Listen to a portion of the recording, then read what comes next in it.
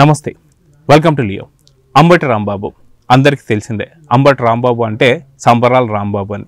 అయితే నిజంగా అంబటి రాంబాబే కాకుండా వైసీపీ నేతలందరిలో కొంత మార్పు అయితే మనకు చూస్తూ వస్తున్నాం.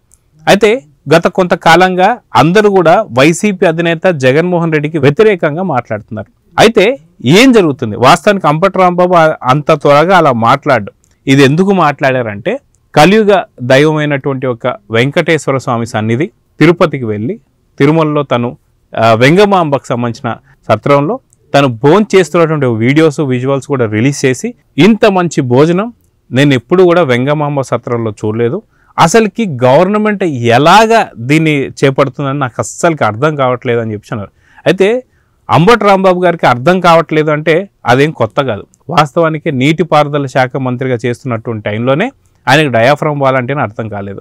అయితే ఇప్పుడు ఇన్ని వేల మందికి ఒకవేళ ఒక్కొక్క రోజు కొంత సందర్భాన్ని బట్టి 130,000 నుంచి 140,000 మందిని ఎలా ఇంత మంచి అన్నప్రసాదాన్ని పెడుతున్నారు, నిజంగా నాకు చాలా నచ్చిందని చెప్పేసి ఆయన పదే పదే చెప్పడం.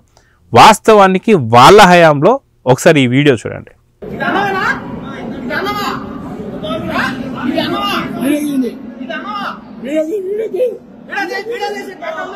చూశారు కదా?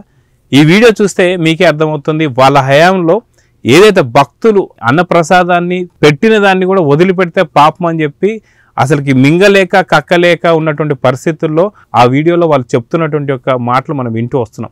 అలాంటి పరిస్థితి నుంచి చంద్రబాబు నాయుడు గారు తిరుపతి నుంచే ప్రక్షాళన అని చెప్పేసి ఏ మాట అయితే అన్నారో, నిజంగా ప్రక్షాళన పూర్తిగా జరిగిందా లేదా అంటే ఖచ్చితంగా సొంత ఇంట్లో వ్యక్తులు మాత్రం ఖచ్చితంగా జరిగిందనే చెప్తారు. కానీ ఎవరైతే మనకి వ్యతిరేకంగా ఉన్నటువంటి యొక్క ఏదైతే వ్యతిరేక పార్టీ అనేటువంటి యొక్క అంబటి రాంబాబు గారే చెప్పారు అంటే ఖచ్చితంగా ఇది 100కి 100% పూర్తి ప్రక్షాళన తిరుమలలో అయిందని చెప్పుకోవాలి.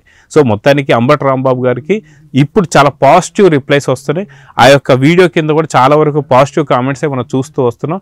కానీ నెగిటివ్ కామెంట్స్ వైసీపీ వాళ్ళు పెట్టడం మొదలుపెట్టారు. సో మొత్తానికి జగన్మోహన్ రెడ్డి గారిని అంబటి రాంబాబు వీడబోతున్నారా? సో మొత్తానికి వెంకన్న సాక్షిగా జ్ఞానోదయం అంబటి రాంబాబు కలిగిందా అంటే అవుననే సమాధానాలు వస్తున్నాయి. సో చూద్దాం జరగబోతుందో. నమస్తే. Please subscribe to Leo news for more videos.